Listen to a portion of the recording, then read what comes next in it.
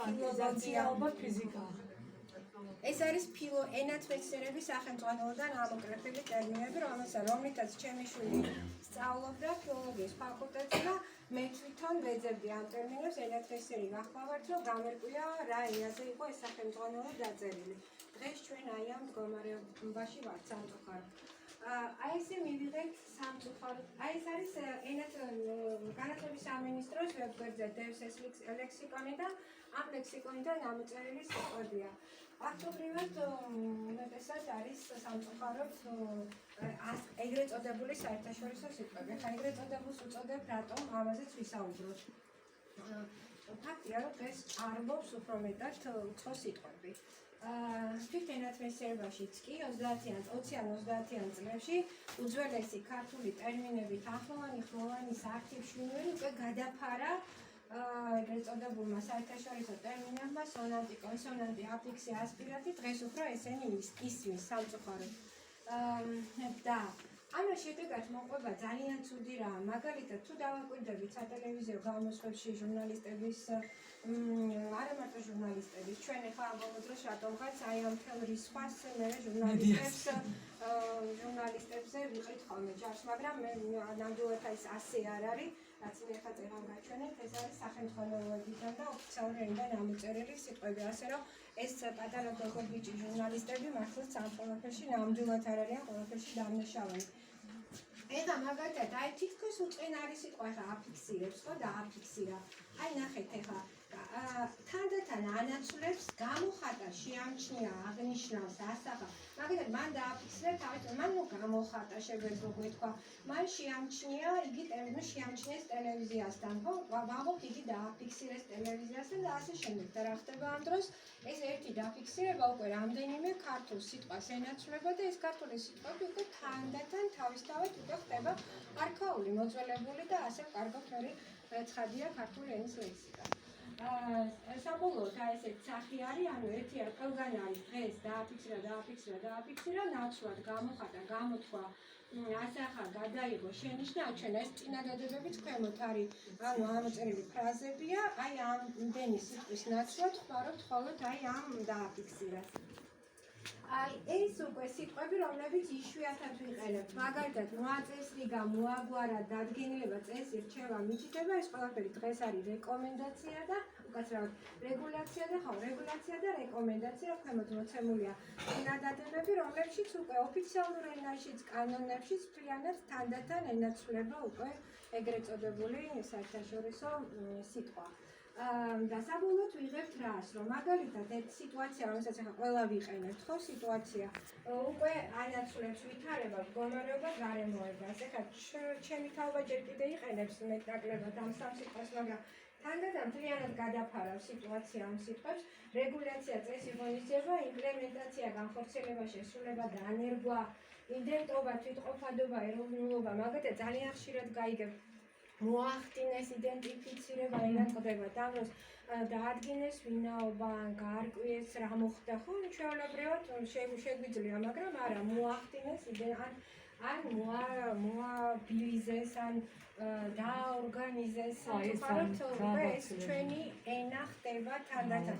ახლა როგორც ჩვენ თავის დრო არ ვიყვირს სამაგეროთ ჩემ თაობას არ ვიყვირს დააკონკრეტოს, ჩვეულებრივად ვიყენებთ და შესაბამისად იგივე წარმოებაა დაორგანიზოთ, თავისთავად იგივეა. მაგრამ თანდათან ეს უცხო სიტყვები ეძალება ენას და შემოდის უკვე ზმნაში სამწუხაროდ და საერთოდ უცხო ხდება ქართული ენა. ამას განსაკუთრებით ამჩნევენ ქართველოლოგები, უცხოელი ქართველოლოგები. ჩემთან პირადად უთქვამს კიდევ ბატონ ვინფრიდ ბოედერს, გერმანელ ქართველოლოგს, რომ უკვე ძალიან მიჭირს ქართული სტატიების წაკითხვა. თავად ქალბატონ ზექალასაც უთქვამს, რომ კიდევ კარგი ლათინური ვიციო, ამ დროს ინგლისური შესანიშნავად იცის. მე ვერ ვიგებ რა სიტყვები კეთდება დღეს ქართულშიო. სამწუხაროდ ასე წინ მდგომარეობა ეს არის. აი ხა მაგალითად ეს წინადადება ადგილი აქვს კანის ზედაპირულ ექსკორიაციებს. მე მაინტერესებდა რას ნიშნავს და აღმოჩნდა რომ ეს არის კანის ზედაპირული დამწვრობა. ან ადგილი აქვს კონფლიქტური სიტუაციის მულტიპლიკაციას. ეს ყოფილა ურთიერთდაპირისპირება, რომ გახშირდა.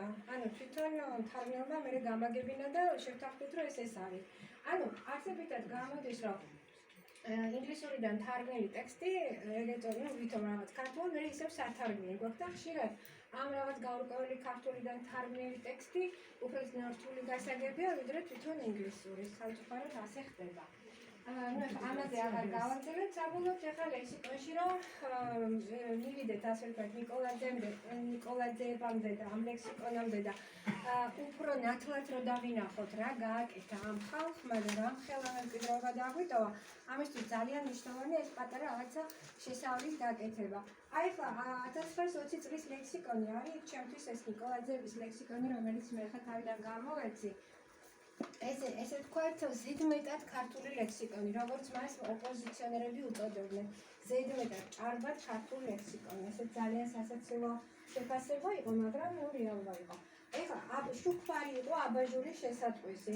1925 წელს შუქფარს უჩნდება აბაჟური, იმიტომ რომ უკვე საბჭოთა ეპოქაა და გაჩნდა ესეთი აზრი, რომ ქართული ხა მარტო ხوار ჩავიკეტებით ჩვენ სივრცეში და რაღაცა ხო გინდა რაღაც საერთაშორისო ურთიერთობა და ამისთვის აუცილებელია რომ რაღაცა არაქართული გქონდეს, სამწუხაროდ ეს მართლა არაჯანსაღი აზრი იყო. გაზრი გაჩნდა და გაუჩნდა აბაჟური შესატყვისი. მე აბაჟურმა გადაინაცვლა წინა ადგილას და შუქფარი მეორე ადგილას გადავიდა და დღეს შუქფარი უკვე აღარავის არ გვახსოვს. შესაბამისად ძალიან სიცოცხლისუნარიანია ეგრეთ წოდებული საერთაშორისო სიტყვები და ამაში რა თქმა უნდა ეს ჩვენ გამოხდება თავისთავად ეგრეა. ეხლა ნიკოლაძეების განსაკუთრებით გიორგი და რუსუდანის წერილიდან არის ეს ციტატა. უცხო სიტყვების ფონზე ეროვნულ სახელებიან ცნებებს როგორღაც შენდობა არ აქვს. გაუგებარ ტერმინებით აღნიშნული კი ოლიმპის ხელუხლებელ არსებებად გვეჩვენება.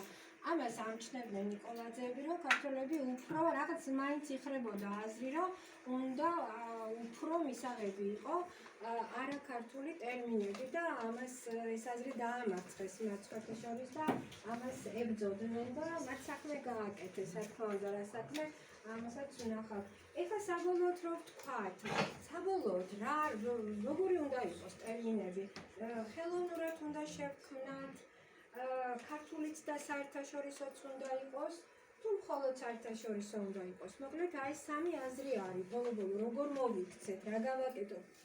მე პირადად როგორც ბატონმა გიორგიმ მოგახსენათ, გახლავთ განყოფილების ხელმძღვანელი ტერმინოლოგიის, რომელმაც უნდა შექმნეს დარგობლივი ტერმინოლოგია. შესაბამისად, რა თქმა უნდა, გვჭირდება მიმართულება, რას ვაკეთებ, რა უნდა დავდოთ მომავალი თაობებისთვის, ხო?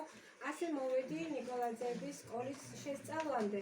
ჩემთვის ამას არსებითი მნიშვნელობა ჰქონდა, რადგან მინდოდა რომ ყველა ეპოქის მიდგომა განმეხილა და მე ნამდვილად არ ველოდი ასეთი სკოლის აღმოჩენას. მე მართლა ძალიან მიხარია, რომ 2010 წლიდან ვსწავლობდი მე ამ ჯგუფის ტერმინოლოგიურ მიდგომებს და მიხარია ის, რომ მე ამ ყველაფერს უკვე სახელმძღვანელოში გადავიტან და მომავალი თაობები გაცილებით უკეთ გაეცნობიან მათ მემკვიდრეობას და მათ მართლა ძალიან მნიშვნელოვან საქმეს. საბოლოოდ ეს კითხვა არსებობს, დღესაც არსებობს, მინდა გითხრათ რა გავაკეთოთ ბოლო-ბოლო. არავინ არ იცის რა არის ტერმინოლოგია, მაგრამ დენცხვიტა ყველა მიცის. ალბათ ამ დარბაზში მსხდომაც და მე ვეძებ დენცხვიტას.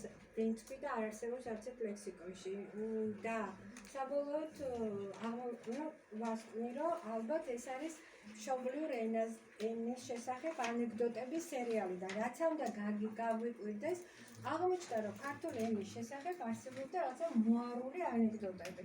ერთ-ერთი ამდგანი არის დენცხვიტა. ну ახლა კარგით, ახლა დენცხვიტაზე მელაპარაკებით, აქ რა იგულისხმებოდა, რომ ეროვნულ ტერმინების შექმნა რაღაც რომელი ეპოქაა, რომ ეროვნული ტერმინებით ვილაპარაკოთ. რა თქმა უნდა, ეს არ არის სწორი მიდგომა. მე თავიდან საგანგებოდ დავიწყე იმ მდგომარეობით, რა მდგომარეობაც დღეს გვაქვს და ამ მდგომარეობას ნიკოლაძეები წინასწარმეტყველებდნენ და ამბობდნენ, რომ ჩვენ ბაბილონის გოდოლის მდგომარეობაში აღმოჩნდებით. და მე საგანგებოდ დავიწყე მაგეთი ჩემი ლექცია, რომ დღეს ყველამ ვიცით, რომ ჩვენ ამ მდგომარეობაში ვართ.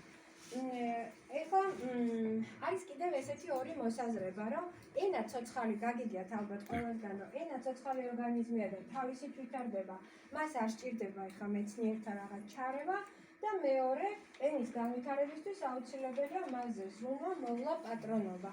ანუ ამ ორი აზრიდან რომელია ახლა სწორი მიუშვათ ენა თავის თქვათ ვაცალოდ განვითარდეს თუ თქვათ შევქმნათ ხელოვნური ტერმინი მერე რა რომ დაფუძინებენ მერე რა რომ თქვათ გვეტყვიან რომ ეხლა კარგით რა დროს დემცქვიტას დრო არ იმეს არ დამთავრდა არასდროს სხვათა შორის თუ რა გავაკეთოთ ამ კითხვებზე პასუხს არაჩვეულებრივად გვაძლევს ისტორია და ისტორია არის უმნიშვნელოვანესი ანუ ორივე გზა გავლილი გვაქვს ანუ ენა მიშვებულიც ჰქონდა და პატრონი რო არავინ ყავდა და ენას რო პატრონი ყავდა ესეც ჰქონდა ხო და მოდი გავაანალიზოთ ევროპისგან მხოლოდ იმით განსხვავდებით რომ ჩვენ არ გვიყვარს ანალიზი ჩვენ არ გვიყვარს კვლევა ჩვენ არ გვიყვარს დასკვნების გამოტანა და ევროპაში არავინ ფეხს არ გადადგამს წინ არც ერთ სფეროში წარსულ მომავალის დაგეგმვის, გაანალიზების, შესწავლის და შეცდომების და წარმატებების მიზეზების გარკვევის გარეშე. შესაბამისად, ძალიან საინტერესოა ის, რომ თქვათ, აი რა მოგვცა ან ერთმა ან მეორემ, ანუ თუ ენას რო ყავდა პატრონი რა მოგვცა, ენა რო პატრონად ყავდა რა მოგვცა, ეს ძალიან საინტერესოა. ამ თვალსაზრისით, ხო, ნუ ტერმინოლოგიური მუშაობის ორი სახეობა არსებობს. ერთი არის შეთანხმებული მართული და კერძო და შეუთანხმებელი. რას ნიშნავს ახლა? ანუ შეთანხმებული არის, როდესაც ევროპული სტანდარტებით ასეა, რომ შეთანხმებული უნდა იყოს მუშაობა. ეს იმას ნიშნავს, რომ მუშაობს ძირითადად ერთი ჯგუფი, ინსტიტუცია, რაღაც, რომელსაც უთანხმებენ სხვები და რაღაცაირად სახელმწიფოებრივი საქმიანობა მიმდინარეობს. რაც უნდა გაგვიკვირდეს, ასე იყო საბჭოთა პერიოდში, თუმცა იმას თავისი უარყოფითი რაღაც შედეგებიც ჰქონდა, მაგრამ ორგანიზებული მუშაობა ნამდვილად იყო და ამიტომ ვერ ნახავდით იმ დროის სახელმძღვანელოებში სხვადასხვა ტერმინს. ტერმინები მაინც იყო შეთანხმებული. ეხლა რომ გავაგზავნოთ, ნუ შეთანხმებული მართული ტერმინოლოგიური მუშაობის ნიშნებია, რომ ვიღაცა არის პასუხისმგებელი ამ ტერმინებზე და ენაში მკვიდრდება ტერმინები, ერთნაირი ტერმინებია სახელმძღვანელოში და ასე შემდეგ და შეუთანხმებელი მუშაობის არარსებობის ან ტერმინოლოგიური პოლიტიკის არარსებობის ნიშნებია, რომ არავინ არ აგებს პასუხს ტერმინზე, ვისაც რა გაუხარდება იმას აკეთებს, შეიძლება სამმა ჯგუფმა ერთმანეთისგან დამოუკიდებლად მოიპოვოს, თქვათ, დამოუკიდებლად პროექტები და აკეთოს ერთსა და იმავე დარგში. მე მაგალითად ესეთი უცხოელებს უთხარი კიდეც ამის შესახებ, რომ საქართველოში ყველა ბანკმა გააკეთა საკუთარი ტერმინოლოგია. ერთმანეთს როცა მისწერეს, ამ თავთავიანთი ვერ გაუგეს ერთმანეთს და მერე გადავედით, თუ ეხლა ინგლისურად უწერთ ერთმანეთს. მსგავსი ჩვენ საერთაშორისო კონფერენციებს ვატარებთ და ესო ისეთი შემთხვევა თქვითო, ეხლა თქვენ ეს აღწეროთ და შევიტანოთ იქ პუნქტები აქვთ, რომ რა არ უნდა გააკეთოთ. აი ესეთი მდგომარეობა, რა არ უნდა გააკეთოს. ყველამ აი ეს არ უნდა გააკეთოს. სამწუხაროდ ესე ხდება. ეხლა აი ესე ვთქვათ, ეს 4 პერიოდია ძირითადად გამოყოფილი, როდესაც ვთქვათ რაღაცა ჯგუფები არსებობდა და ტერმინები იქნებოდა. ეს არის ძველი ქართული მე-19 საუკუნეების და მოგეხსენებათ, როდესაც დღეს ძალიან ხშირად ამბობენ, რომ გლობალიზაცია და ეხლა რა უჭირს მერე და ეს ეხლა მიხმაროთ ეს საერთაშორისო ტერმინი. გლობალიზაცია არ იყო განა საეკლესიო ხელა ქრისტიანული ლიტერატურის გადმოტანა, საერთო ეკლესია, საერთო ლიტერატურა ხო? აბა მაშინ როგორ მოიქცნენ ჩვენი წინაპრები საოცრად გასცეს მათ პასუხი ძალიან ბევრ რამეს. ერთი ძალიან ცნობილი გამოკვლევა აქვს ალბათონი ზექალა შანიძისა სიტყვაი არჩრონთათვის, რომელიც ეხება კონკრეტულად რას. ერთ-ერთი მთარგმნელი არ არის ცნობილი, ან არსენი ყავთველია ეფრემ ცირის სკოლა ზუსტად არ არის გამოკვლეული. ამტკიცებს რას და ბერძნებს უმტკიცებს. ქართველებს დააბრალეს მწვალებლობა, იმიტომ რომ თქვენ მოგეხსენებათ, სახარება არის დაწერილი ბერძნულად. და ბერძნულში არსებობს არტიკლი, ართრონი, მაგალითად ღმერთი არის ჰო თეოს. ეხლა როგორ უნდა გადმოტანილიყო ეს ქართულად? ოღმერთი, ხოღმერთი, ნუ ქართულად ვერ გადმოვიდოდა ისეთ, რომ ქართულს აქვს თავისი წესები, ბერძნულს აქვს თავისი წესები, მაგრამ ბერძნებმა დააბრალეს ქართველებს მწვალებლობა. საერთოდაც რატო თარგმნით სახარება? სახარება არის დაწერილი ბერძნულ ენაზე და კეთილინებენ, რომ დაიკითხეთ ეს და საერთოდ როგორც ყურანი, მაგალითად ყურანი მე-19 საუკუნემდე მისი თარგმნა არ იგრძელებოდა. მაგრამ არა, ქართულმა მთარგმნელებმა, რომლებიც არაჩვეულებრივად იცოდნენ მათ ქართული და ასევე იზრდებოდნენ საბერძნეთში, აი ეს არის დღემდე ნიმუში მაგალითი რა უნდა გააკეთოს ადამიანმა საკუთარი ენის გასამდიდრებლად და დიახ მათ დაამტკიცეს რომ ღმერთი და არა ხო ღმერთი ათენები ეს ბერძნულად ასე არის ათენაი და სხვათა შორის რუსულსაც აქვს ეს სვამს გეოგრაფიულ სახელებს მრავლობით რიცხვში ეფრემ მცირე წერს რომ ჩემს ენას ეს არა აქვს და შესაბამისად მან დაამკვიდრა ათენი აი ეს დამოკიდებულება რომ შენ გაქვს მაგრამ მე არ მაქვს ეს არის სწორედ ენის განვითარების სწორი გზა აი ეს არის ის ხელოვნური ტერმინები რომლებიც ძველმა ქართველმა მთარგმნელებმა შემოიღეს ეს არის არსი არსებობა ხედვა ხედვითი არარაობა დღეს ამ სიტყვების გარეშე ჩვენ ვერ წარმოგვიდგენია ქართული ენა და ანუ ეს არის მაგალითი იმისა როგორ გადადის ხელოვნური ტერმინი ვიღაცისთვის ხელოვნური ტერმინი როგორ გადადის მერე ჩვეულებრივ ენაში და როგორ ამდიდრებს ენას ეს ოდესღაც ხელოვნური ტერმინები ეხლა აი ენა მიშვებული იყო თავის და ენას არ ყავდა პატრონი. ასეთი დრო ჰქონდა ჩვენ აღმოსავლეთთან ურთიერთობის დროს, როდესაც ფიზიკურად გადარჩენაზე ფიქრობდა ქართველი ხალხი და მართლაც ეხა ახალგაზრდები არიან აქ და მინდა მათ მიმართო, რომ ჩვენ რო ჩვენი ქვეყნის ისტორიას ვიცნობდეთ, ალბათ უფრო დავაფასებდით ჩვენს წინაპრებს, შეუძლებელი იყო იმ დროს საქართველოს გადარჩენა და როგორ გადარჩით ფიზიკურად, გულისხმობ ამას. ბიზანტია დაეცა ეს უძველეს ვებერთელა ქვეყანა სამწუხაროდ ესე მოხდა მაგრამ სამწუხაროდ ეს ის დრო იყო როდესაც ჩვენ ვერ პატრონობდით ენას და პირადად მე ძალიან წინააღმდეგი ვარ ტერმინისა აღმოსავლური ნასესხობა ჩვენ არაფერი არ გვისესხებია ის იყო ის აღმოსავლური სიტყვების ალღა რომელმაც გადაუარა ქართულ ენას სწორედ იმ დროს, როდესაც ქართულ ენას სამწუხაროდ პატრონი არ ყავდა. და აი ეს სიტყვები, ფიქრი, ხასიათი, ექიმი, დღეს ძალიან ხშირად ისმის ხოლმე, როგორ ფარდაც კი ისა გაქვთ, როგორ ფარდა თურქებმა არა, ბავშვებო, არა, ყველა სიტყვა მქონდა, უბრალოდ ეს მინდა რომ იცოდეთ, რომ როდესაც ენას პატრონი არ ყავს, ხო, შეიძლება წალეკოს სხვა ენის სიტყვებმა ჩვენი ენა და ფაქტობრივად არაფერი არ დაგვრჩეს. ეს ასე ხდება და ამისი მაგალითი არის სწორედ ეს აღმოსავლეთიდან შემოჭრილი ლექსიკა. ჩემთვის პირადად ესეა.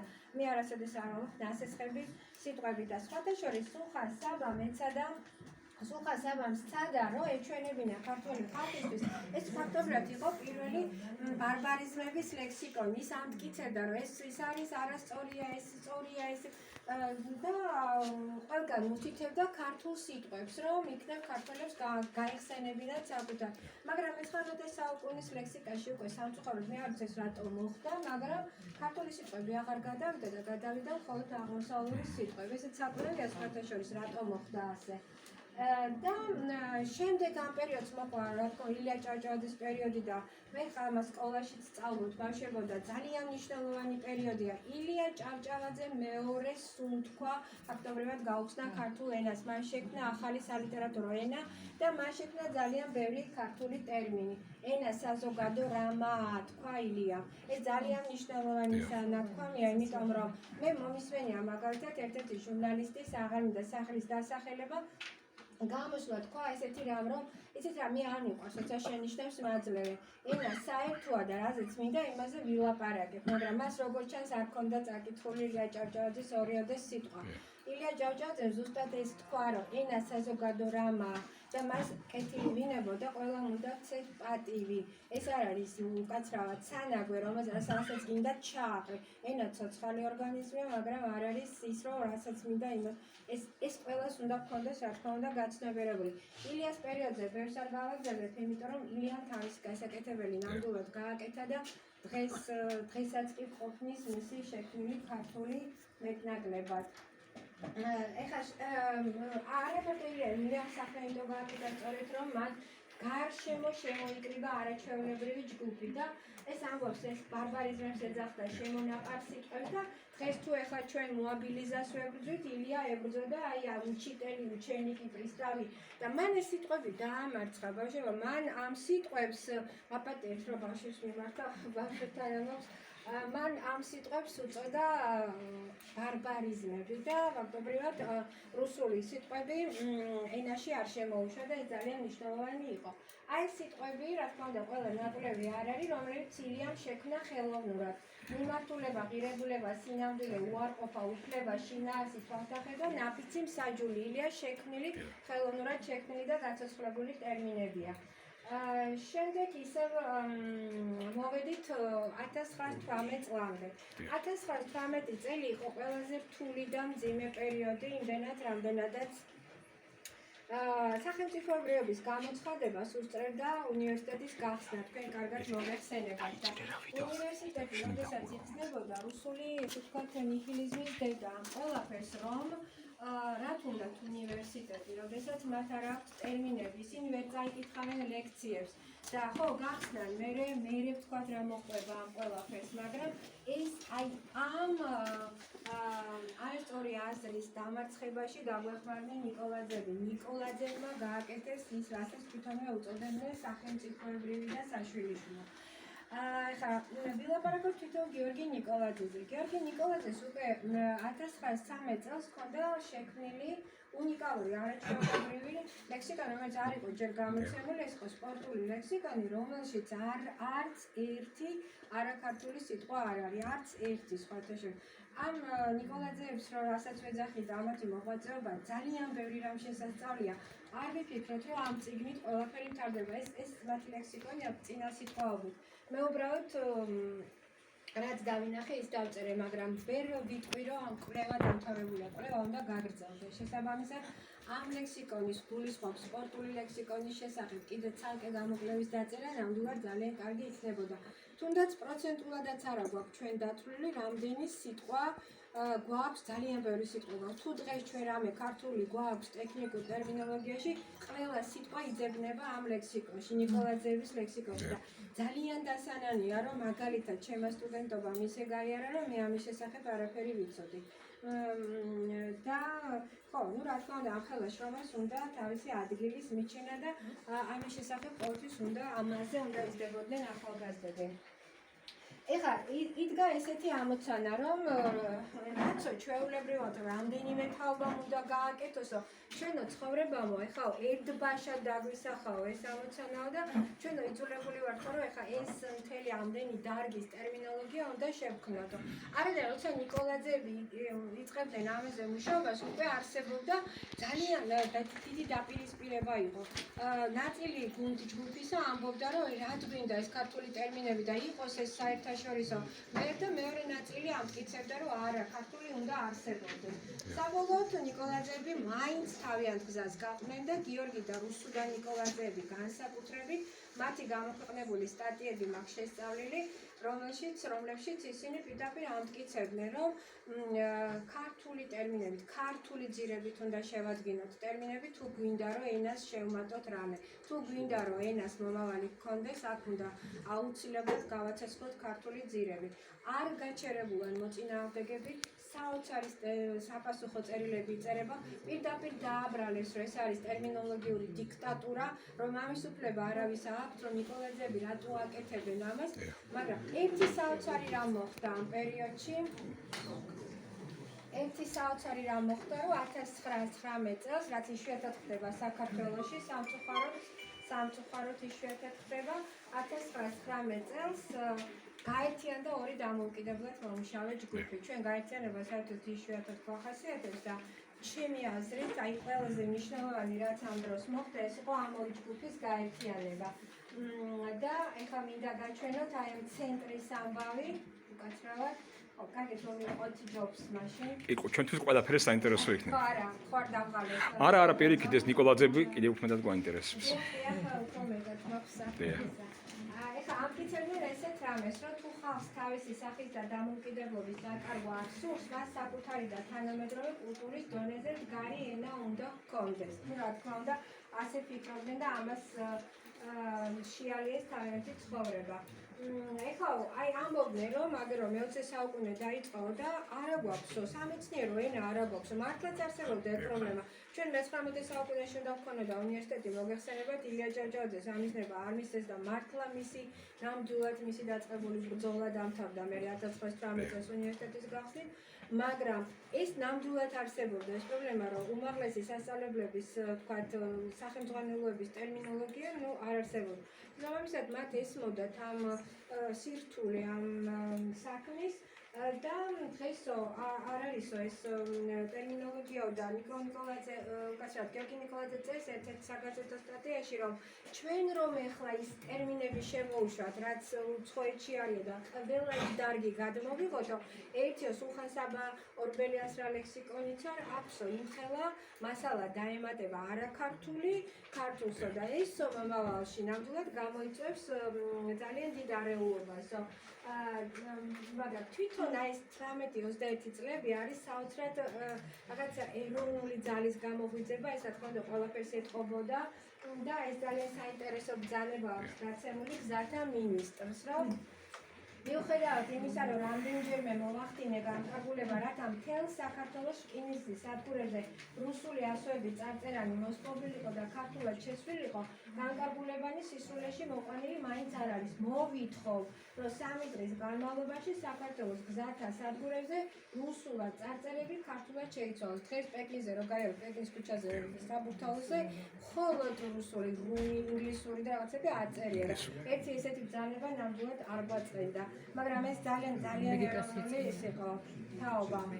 ხო, ეხლა ეს 1918 წელს შექმნილი ტექნიკური საზოგადოება, რომლის ხელმძღვანელიც გახდათ გიორგი გედევანიშვილი და ვასილ კაკაბაძე იყო მოადგილე, ისინი იკრიბებოდნენ და უკვე დაწყებული ჰქონდათ ტერმინოლოგიური მუშაობა. 1919 წელს, როგორც მოგახსენეთ, ნიკოლაძეების, ანუ რუსუდანი და გიორგი ნიკოლაძეები ცალკე მუშაობდნენ ამ ტერმინოლოგიაზე, ეს ტექნიკური ჯგუფი ცალკე მუშაობდა და ეს ორი ჯგუფი გაერთიანდა.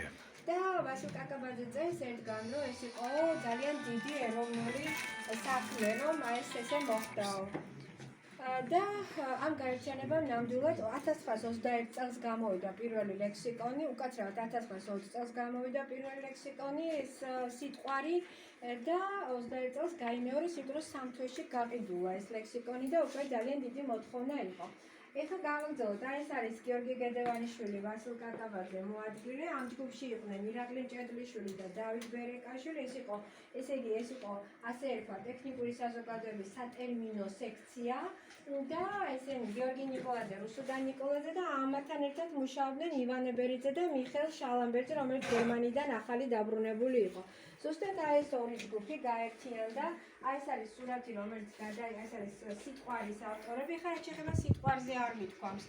სიტყვარი სხვათა შორის ლექსიკონი არის ბერძნული სიტყვა. და მათ გადაწყვიტეს, რომ ქართულად ეწოდებიათ და დაარქვეს სიტყვარი.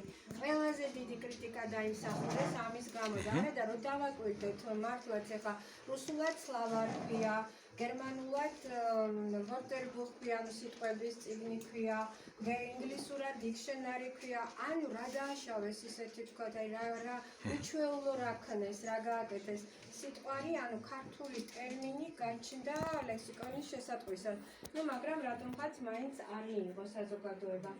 ეხლა ერთი პრობლემა იყო აქ, რომ ამ წიგნის გამოცემის მთავარი აზრი ნიკოლაძეებისთვის ჰქონდა იმას, რომ სიჭრელია, ყველა თავისებურად ხმარობს ტერმინებს, წერენ კიდეც ამის შესახებ, შეუთანხმებელი მუშაობა მიმდინარეობს და კერძო ტერმინოლოგია არის სხვადასხვა სახელმძღვანელოში, სხვადასხვა ტერმინი, ანუ აქ ჩანს რამხელა საქმეს მოერინნენ ისინი და როგორ შეთანხმებულ მუშაობაზე ვლაპარაკობდი. ამ ჯგუფმა მოახერხა სახელმწიფოებრივი საქმის გაკეთება, რომ ერთ რაღაც გუნდად შეკრა, ესა და ტერმინოლოგია, ქართული ტერმინოლოგია დაამკვიდრა და მე კიდევ უკეთესად ჩანს ამათი მუშაობის ფონზე საბჭოთა ხელისუფლების დასაწყისში, როგორ მართლა უსამართლოდ ჩამოიშალა ამ ჯგუფის მუშაობა. ხო, ეს წერენ, რომ არევდარევად გასაგმობია ყოველდღიურ ცხოვრებაში და კიდევ უფრო მიუღებელია ეს მეცნიერებაშიო და მეცნიერებაში უნდა გამოიყენებოდეს შეთანხმებული ცნებები და ტერმინებიო. ესეც საინტერესო საქვთ ერთგან ტერმინოლოგია ყოველ წელიწადს ვერ გამოიცვლება. ეს საშვილიშვილო საქმე თავიდანვე რაც შეიძლება მრავალმხრივ მოფიქრებულა და მტკიცე საფუძვლიანად უნდა იყოს შემუშავებული. ნამდვილად სახელმწიფოებრივად ესმოდათ მათ ეს საქმე. და აი წეღარასაც ვეძებდი, ეს არის ტერმინების ცენტრის იდეა, რომელიც ეკუთვნის რუსუდან ნიკოლაძეს. და ამბობდა, რომ უნდა არსებობდეს ერთი ცენტრი, ის რასაც მერე სხვათა შორის მე-20 საუკუნეში აეგო ეს ყველაფერი მართლაც რუსუდან ნიკოლაძის აი ამ იდეას დაეპატრონა ფაქტობრივად საბჭოთა ხელისუფლება, მოდის ცოტა განსხვავებული ისინი მოაშორო და თვითონ გამოიყენა ერთი ცენტრი და ამ ცენტრს უნდა ჰქონდეს დარგობრივი კომისიები და სპეციალისტები და ფილოლოგები. აი ეხლა 1920 წელს დაწერილ ამ წერილში და აი ეს აზრი ზუსტად იგივე იკითხება ევროპულ სტანდარტში, თანამედროვე ევროპულ სტანდარტში. რა თქმა უნდა, ტერმინოლოგიური მუშაობისთვის უმნიშვნელოვანესი არის აი ასეთი ცენტრის არსებობა, თუმცა განსაკვირი რა არის ახლა ნიკოლაძეებს, რომ ევროპული მიდგომა სწოდნოდათ, რა თქმა უნდა, ამაში განსაკვირი არაფერია.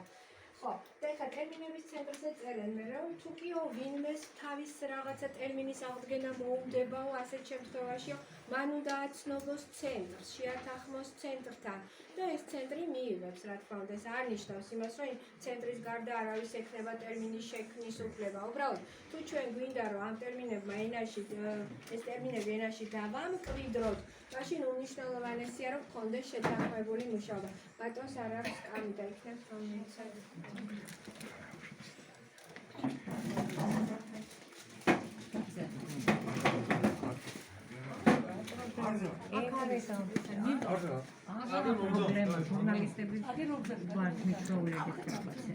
არა უშავს შინაურები.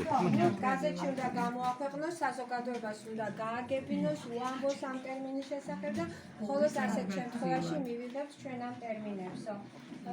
და ტერმინების ცენტრს უნდა მიენიჭოს უფლება ახალ გამოსაცემ სასწავლო ან სამეცნიერო საკითხავი წიგნების ტერმინოლოგიის პრინც იმ და წინ გასინჯვისა და შესწორების. ანუ ამ ცენტრმა უნდა შეამოწმოს სახელმძღვანელოებში სანამ გადავა ტერმინები და გამოიყენა. მოკლედ იმის თქმა მინდა, რომ არაჩვეულებრივი შესანიშნავი ცენტრი ჩამოაყალიბეს. და ვინმე შეიძლება გაიაზროს ეს როგორც ცენზურა და თქვას, რომ აი ხარ ვის აქვს უფლება, რომ ეს ტერმინები ამოწმოს, მაგრამ აქაც პასუხი აქვს რუსუდან ნიკოლაძეს, რომ ცენზურასთან ამას კავშირი არ აქვს. ჩვენ გვინდა, რომ რაც შეიძლება ნათელი, სწორი, გასაგები ტერმინები დავამკვიდროთ, იმიტომ რომ როგორც თვითონ წერენ, ეს არის საშვილიშვილო საქმე, რომელსაც ძალიან დიდი პასუხისგებლობა სჭირდება. და აი ეს არის ის ლექსიკონი, რომელზეც გესაუბრებით, ეს არის საქართველოს ტექნიკური საზოგადოების გამოცემა, რუსულ-ქართული ტექნიკური ლექსიკონი, სიტყვარი 1920 წელს გამოცემული. როგორც მოგახსენეთ, ეს 3 თვეში გაიყიდა და 21 წელს გამოსცეს, როგორც აღმოჩნდა ამის შესახებაც სამწუხაროდ არ ვიცოდი, 21 წელს გამოცემულ ლექსიკონში უკვე დამატებული აქვთ მათ სიტყვები და მე პირადად ეხლა ამ წიგნზე რაც მინდა გითხრათ, რომ ეს უკვე ბიბლიოგრაფიული იშვიათობაა, მუშაობით კიდე ძალიან ცოტა ვმუშაობ, კიდევ ამობ, რაც მე გავაკეთე, ეს ძალიან ცოტაა, ძალიან მეტ ყურადღებას და კვლევას ითხოვს ნამდვილად ამათი ტერმინოლოგიური სკოლა, იმიტომ რომ ამ ლექსიკონში როგორც აღმოჩნდა არის ესეთი სიტყვები შესული, რომელიც მეგრულიდან, სვანურიდან აქვთ შემოტანილი და გადმოღებული. ამას კვლევა სჭირდება. ან კიდევ არის ესეთი, იყო ესეთი ისე რომ მაგალითად ფილიპე მახარაძე იყო გაოგნებული, რომ ეს ბანჭვინიო საიდან მოიტანეს ბენზინის შესატყვისათო და მეც ვიცოდი რომ ეს ბანჭვინი ის მართლა მიკვირდა რომ როგორ შექმნეს მეთქი ან როგორ უნდა შექმნა ახლა ბენზინის შესატყვისად ბანჭვინი არ ვიცი მაგრამ მაინც არ ვიცოდი ამის შესახებ და ბოლოს აღმოჩნდა რომ ეს ბანჭვინი არის ჩუბინაშვილის ლექსიკონში ანუ როგორ ჩანს ეს აღმოსავლური სიტყვა ჯერ ქართულში შემოვიდა ეს ბენზინი რუსულის გავლით არის შემოსული ასე რომ იმდენად არ იყო ეს ყველაფერი გამოკვლეული რომ არ ვიცით რომელია ხელოვნური რომელია ძველი ქართულიდან გადმოღებული ესეც რა თქმა უნდა გამოსახულებული პურის მაგიერ ქვა ეს იყო ძალიან ცნობილი აზრი რომ თუ ჩვენ ქართული სიტყვების მაგივრად შევაჩეჩებთ ქართველებს საერთაშორისო სიტყვებს ეს იქნება პურის მაგიერ ქვა და ეს ძალიან დიდი საფრთხე იქნება ქართული ენისთვის ეხლა რომ დავამთავროთ აი ეს ბაბილონურ ზღვაზე წაგიკითხავთ ეს არის ძალიან მნიშვნელოვანი ნათქვამი რომ საერთაშორისო ტერმინოლოგია პირდაპირ საფრთხე იქნება ქართული ენისთვის. ჩვენი ენა სრულიად დაიხრჩობა ამ ბაბილონური ზღვის ქვეშ. ან დაემსგავსება ესპერანტოს მსგავს ჟარგონად გადაიქცევა. და რითაც დავიწყე მოხსენება, ალბათ იქ გადასარევად ჩანდა, რომ დაახლოებით ესპერანტოს მსგავს ჟარგონად ვაქცევთ ენას, თუ კი ვთქვათ რაღაცა მართლა არ ვიღონეთ ამ თვალსაზრისით. და სხვათა შორის მინდა ვთქვა, რომ ნიკოლაძეები ძალიან ბაძავდნენ და ძალიან იმეორებდნენ არსებითად ძველ ქართულ მთარგმნელთა მიდგომებს. ეს იყო ძალიან მნიშვნელოვანი, რომ მათ გააცოცხლეს ძალიან ბევრი სიტყვა, იოანე პეტრიწის სიტყვებით გააცოცხლეს და ეს ძველი სიტყვების გაცოცხლება, მაგალითად ბაი ყოფილა კაკაოს აღნიშნული სიტყვა, რომელიც ძველ ლექსიკონებში დასტურდება, მათ გადმოიტანეს პირდაპირ. ძგიფი არის მცირედ შეყინული, ანუ ოდნავ მოყინული, სისესატყვისი მქონია. წრიაპი იცით ალბათ, წრიაპი არის მთასვლელები რო იმაგრებენ. ხო, ეხლა ჯირგინი, ესე ძველ ქართულში ტერმინებში, ლექსიკონში დასტურდება. ჯირგინი არის მიწის ქვეშ გათხრილი წყლის სადინარი. ეხლა როცა გქონდა ცნება და ეხლა ამ ცნებებს რა მნიშვნელობა აქვს? ანუ მიწის ქვეშ გათხრილ, ვთქვათ, სადინარებს იცნობდა და ეს გაყვანილობა იცოდა ქართველმა ადამიანმა, რომ მას სახელიც ერქვა, ხო? რაც უფრო ძველია, ვთქვათ, ტერმინი, ამითი, ვთქვათ, ეროვნული ცნებებიც ჩანს და რომ აი ამ რაღაცას იცნობდა ქართველი ადამიანი. აი ხა ჟღუნი ერქვა თურმე საკუნეთ მაკრატელს და ეს სიტყვები მოკლედ გაცოცხლებული აქვს, გადმოტანილი აქვს თავის ლექსიკონში. იოანე პეტრიწის ტერმინებია წრფე, წირი, აღლევა, აღკაზმა. ნუ ეხლა აქედან წრფე და წირი დამკვიდრდა, სხვა დანარჩენი არა. ნუ მოკლედ ესე გააცოცხლეს. ეხლა მაგალითად იმერული ღარბეში გადმოიტანეს ვადასპუსკის შესატყვისად. ვადასპუს ქართულად რომ თარგმნოთ არის წყალჩამშვი, მაგრამ წყალჩამშვი კი არ დაწერეს ღარბეში, რადგან ეს ტერმინი უკვე არსებობდა და უწოდეს ღარბეში. და ეს არის ძალიან საინტერესო სიტყვა, როგორ შექმნეს მათ ხელოვნური ტერმინი წნევა. წნევა დღეს არავის არ მგონია, რომ ხელოვნურად გაკეთებული ტერმინია, მაგრამ მათ ამოიღეს ძირი წნე საწნეხელიდან და გაკეთდა ესეთი ხელოვნური ტერმინი წნევა და წნეხიც ასევე. და წნეხვასგან წნეხი და წნევა გადაიტანეს ფიზიკაში ეს ტერმინები. ეხლა, ელვისოზე დაგელაპარაკებით ორი სიტყვით და მგონი დაგღალეთ, მე ამაზე შემიძლია რამდენიმე დღე ვილაპარაკო, უბრალოდ კითხვები იქნება, გიპასუხებ. ელვისომ გამოიწვია ყველაზე დიდი, მოკლედ, დაპირისპირება რატო? ელვისო იყო ელექტროობის შესატყვისად გააკეთეს ნიკოლაძეებმა. და უბრალოდ რომ წავიკითხე, რატომ გააკეთეს ეს შესავალში, არაჩვეულებრივი შესავალი აქვს და თვითონ ეხსნიან ყველაფერს, რატო უწოდეს ელექტროობას ელვისო. აღმოჩნდა ძალიან საინტერესო სამეცნიერო მსჯელობა აქვს, უბრალოდ მათი თანამედროვე რომ ყოფილიყავი, სხვანაირად შევეკამათებოდი, მაგრამ დაცინვას რატო იმსახურებდნენ, მართლა არ ვიცი. ელექტრონის სიტყვა ელექტრონი არის ქარვა. ანუ არ შეიძლება იცით კიდეც ამის შესახებ, რომ ელექტრონს ელექტრონი ეწოდა, სანამ აღმოჩნდებოდა თვითონ ელექტრონი. ქარვის მიზიდულობის აი ამის გამო, უბრალოდ ეს ქარვა მერე გადავიდა იმაზე, რაც აღმოაჩინეს მოგვიანებით ელექტრონი. და რაკიო ახლა გადმოგვაქვსო ეს სიტყვაო, იქნებო მოდი უწოდოთო არა ქარვაო, არა მოდი უწოდოთო ისო, რასაც მართლა აქვს ელექტრონის თვისება. ესეთი არისო ელვაო და მოდი ელვისო და ხათაშორის თუ წაიკითხავთ ამ მსჯელობას, ძალიან გამაჯერებელია ეს მსჯელობა, თუმცა შეიძლება მესიერულად ვინმე შეეკამათოს და უთხრას, რომ არა, ისტორიულად რაც ქვია, ის უნდა დარჩეს. მე მაგათად ასე ვიტყოდი, მაგრამ აი სასაცილო დამახათ ასაგდეთ, უბრალოდ ეს დამოკიდებულება იყო ცოტა გაუგებარი. და მოდის მერე უკვე ფილიპე მახარაძის პერიოდი, ტერმინოლოგიური დიქტატურა უწოდეს ამას, დაუპირისპირდნენ და საოცარი არჩი ნიკო ნიკოლაძის შელოცვა რადიოთი ყველას გექნებათ ალბათ წაკითხული, იქ მაგათაც სიტყვა რონოდა უკვე არსებობს და არ ხმარობს ის ადამიანი დაგლოს და უწოდებს რონოდას, რონოდა იყო ამაში შექმნილი ტერმინი. და აი საგანგებო ბრძანება გამოსცა ფილიპე მახარაძემ, რომ მოაშორეთ ეს სიტყვა ქართული ენიდან. რონოდაო ალბათ არისო, ხო და თვითონ გამოიცნო. მორონინე ოდა. რონინი ახლა იცით რომ არის იმერულში შემორჩა, მაგრამ გაფრთხილების წყალსანშიც იხმარება ჩვეულებრივად რონინი. ბიბლიაში სახარებაშიც არის. ხო, რა თქმა უნდა, ძველი სიტყვა, უბრალოდ ახლა დიალექტებშია შემორჩენილი. რონინი და რონოდა, ხო თქვა და უკვე დამკვიდრებული იყო. ნამდვილად არა, ამოაღებინა ბრძანება გამოცემული საგანგებო და უკვე დამკვიდრებული სიტყვები და ამბობს აი ეს ტერმინები უკვე აი კოორდინატა, ინსტრუქცია, კონტაქტი, ცემენტი, აი ესენი ყველაფერი შემოატანინა უკვე 20-იან წლებში ფილიპე მახარაძემ. ეს როგორც აღმოჩნდა და როგორც მე ხო გეუბნებით, ამაზე არც დამუშევარი მქონდა და არც ლიტერატურა არსებობდა სხვათა შორის, საბჭოთა პერიოდის და საბჭოთა კავშირის საერთო მიდგომა იყო, რომ საბჭოთა ენებში უნდა დამკვიდრებულიყო ეგრეთ წოდებული საერთაშორისო სიტყვები. და რუსული რასაც ეხსოვდა, მე ის უნდა შემოსულიყო, მაგრამ დღეს თითქოს უნდა გამოგდგომოდა ფილიპე მახარაძეს რომ დაგვეჯერებინა, მაგრამ დღეს მაგალითად ავიღოთ სიტყვა რემონტი. ეხლა ხო ვითომ საერთაშორისო ეს რემონტი, სიტყვა რემონტი, ხო? მაგრამ არ არის ინგლისურად ბავშვებმა იციან, ეხლა რემონტი არ არის ინგლისურად. ეს არის ძველი ფრანგული სიტყვა, რომელიც პეტრეს დროს უსესხებია რუსულს და რემონტი ნიშნავს ძველი ცხენების ახლით ჩანაცვლებას ჯარში. მე ეს რემონტი განაგრძო სიცოცხლე რუსულში და რუსულში მიიღო სხვა მნიშვნელობა ის რასაც დღეს და რა შემოგვრჩა საბოლოოდ, რა შემოგვრჩა? ერთი ძველი ფრანგული სიტყვა, ლათინური სიტყვა, რომელიც დღეს ფრანგულშიც აღარ იხმარება და გქონოდა ჩვენი შეკეთება, რაც თქვათ ნიკოლაძეებს ჰქონდათ, რა დაშავდებოდა ამითი, ალბათ არაფერი მომახსენება. შესაბამისად, აი წეგარად სიტყვები გითხარით, კოორდინატა, ინსტრუქცია, კონტაქტი, ცემენტი, კონტროლერი, ოპტიკური მინა, ფოსფორესცენცია, ფლუორესცენცია, ლუმინი, ეს არსებული ტერმინებია. დღეს ამას ვხმარობ. შეიძლებოდა ჰქონოდა თანგეზი, დარიგება, თანხება, მჭიდა, მეწესთვალე, ჭვირმინა, თვითნათობა, მნათობა, თანანათობა. ეხლა მე მგონი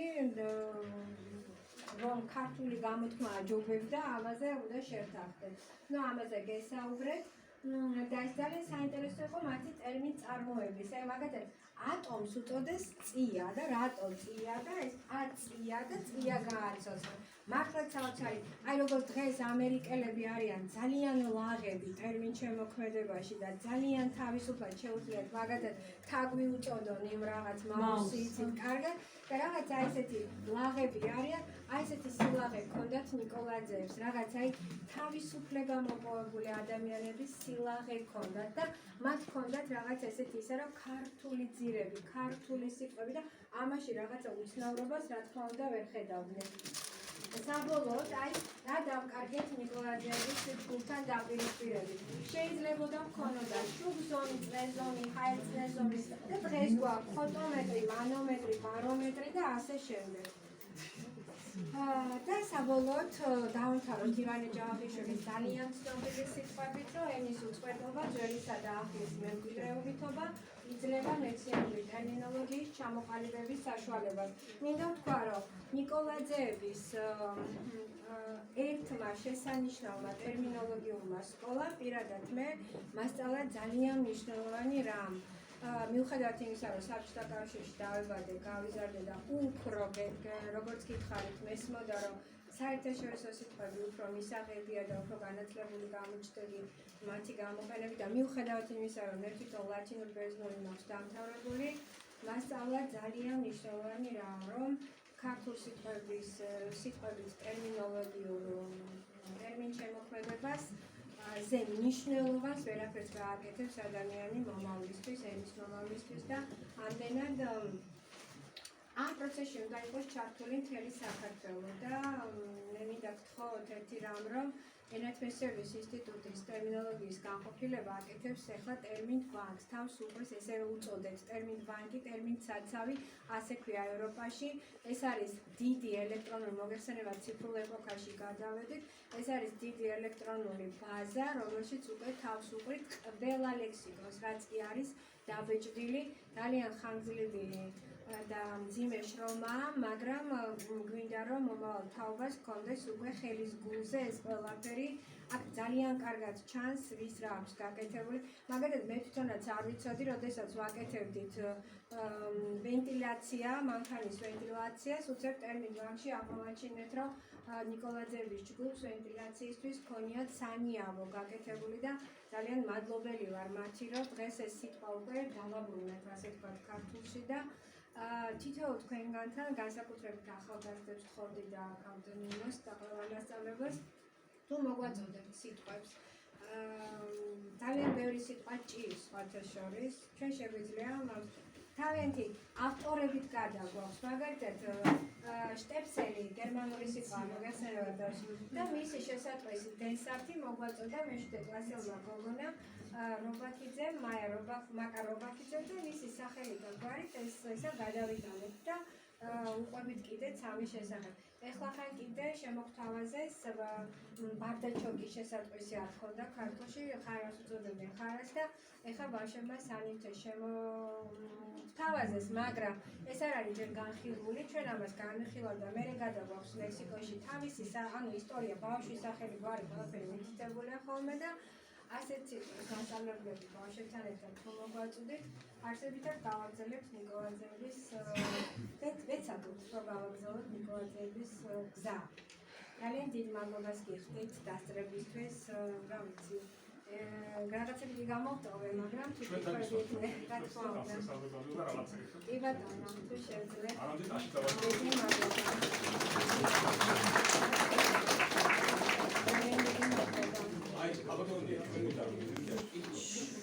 ჩვენ ამიანაც ვიცით. თუმცა ვერ დავდივართ თავს, წყაროებით ამტკიცებია ჩვენი ცოდნა. მაგრამ მოგესალმებით, რომ დიდები ხშირად დიდრი კიდევ რაღაცები გავაზრიათოთ.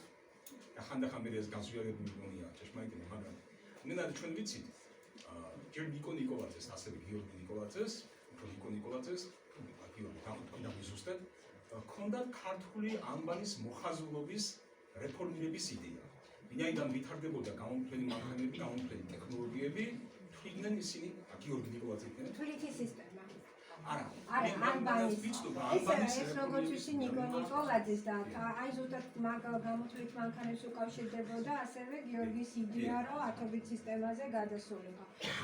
რაც შეეხება აი რასაც თქვენ ბრძანებთ, მეც ასევე შორიდან ვიცი, მე თავიდან ვთქვი, რომ ნიკოლაძეების სკოლა, ნიკოლაძეების შესახებ ძალიან ბევრი რამ არის საფლავი. ბევრი რამე გამოკვლეული არის კიდეც. მე უბრალოდ ეს ერთი აი ეს ლექსიკონი გამოვიკვლიეთ ჩემთვის პირადად და მინდოდა რომ ცოდნოდა რომ აი და დღეს მართლა ვერავინ ვერ ბედავს ჩემ გარშემო რომ მითხრან რომ კარგი ტურისტები მართლა და აი ეს გავაკეთე, მაგრამ მე ვერ გეტყვით რომ ამათ შესახებ ყველანაირი ცოდნა მაქვს. სამწუხაროდ არა.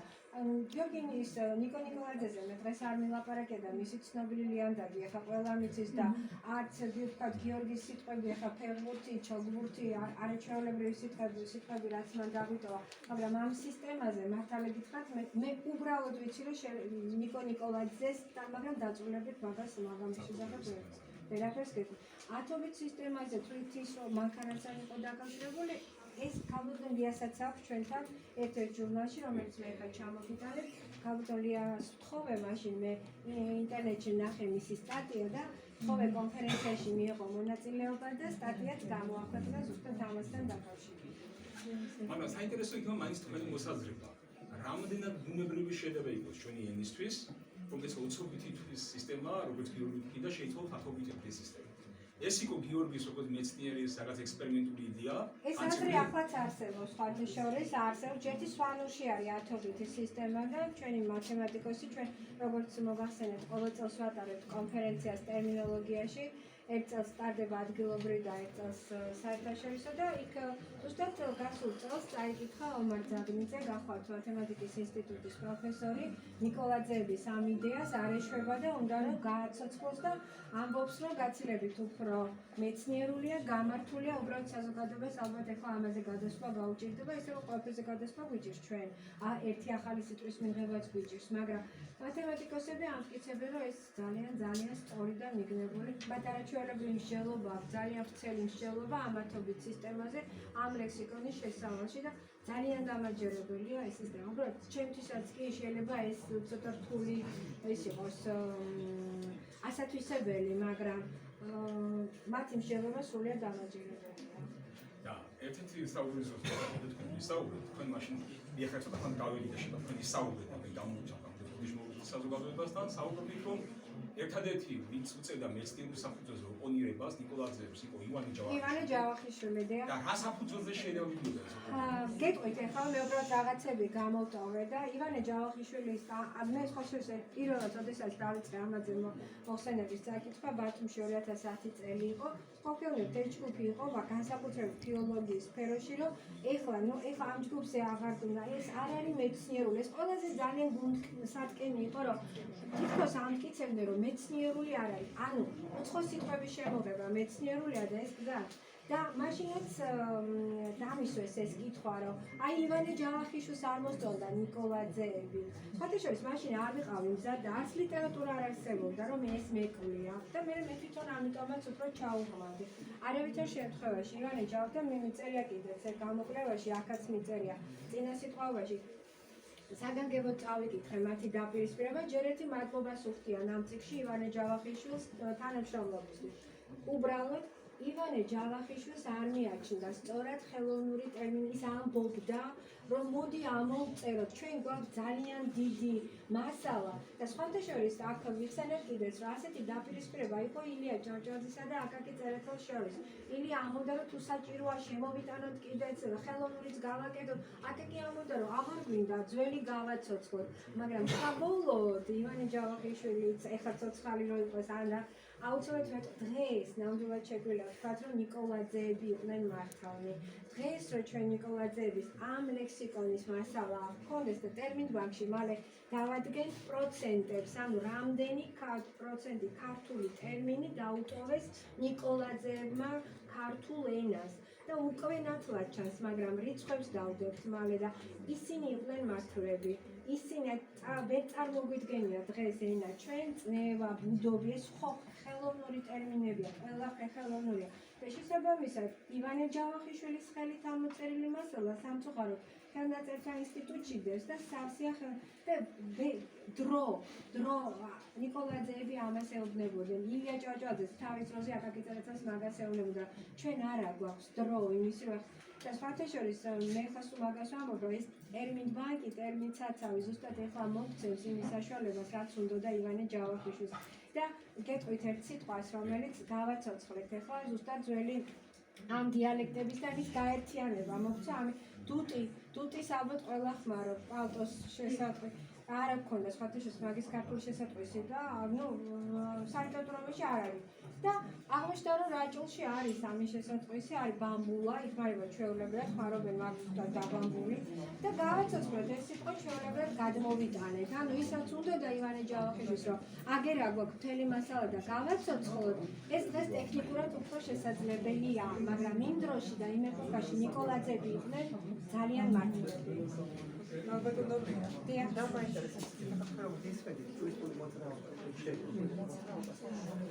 და ჩემი სტუდენტური პერიოდი და იქიდან ორი სიტყვა განსაკუთრებით ბრუნო და ამაზე პასუხი გამეცით და კიდევ ელსმენი ესეც ნიკოლაძეებს ელსმენიც იყო დიახ ანუ ტელეფონი ელსმენი ნამდვილად ბაილსმენი ჰქონდათ წერიათ ამ ლექსიკონში გისმენთ ანუ ალოს მაგივრად იყო ბაილსმენი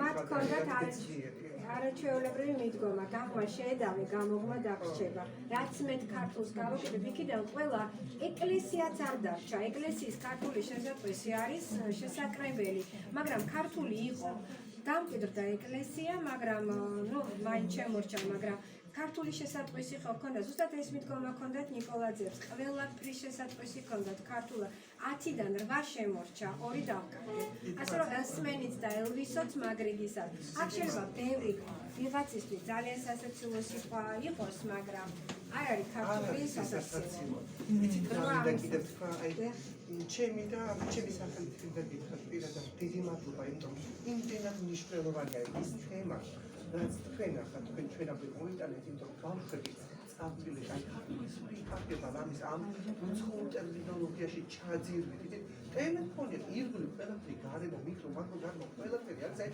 შემოდის და მოძალებულია, იცით ეს და ქართველებს აი შედარჩუნება გჭირდება ნამდვილად ჩვენი ეროვნული ხოპადობის თუნდაც აი ლექსიკით ყველაფერს აი ყველაფერში გამოიხატება ეს და ისე მაწუხებდა იცით ეს აი შინაგან პროტესტი ჰქონდა გარეგნულად არ ჰქონდა ამის საშუალება და თქვენ გავხდით მის საშუალება და ძალიან დიდი მადლობა დიდი მადლობა ყველას ვინც ასე ფიქრობს ეს ენის დღეა მოგეხსენებათ აქედან უნდა დაგვეწყო რა დამეწყო უკაცრავად და რა ვიცი ნამდვილად ძალიან მნიშვნელოვანია ქვეყანას კონდეს ენა ამაზე ლაპარაკიც არის საჭირო მაგრამ ენაკ ასეთი გაუცხოებული არავის ჭირდება რამდენად სწორად მიგაჩნიათ ქართული ენის პალატის გაუქმება იყო ასეთი პალატა ლეონ ჟინჯილია ხელმძღვანელობდა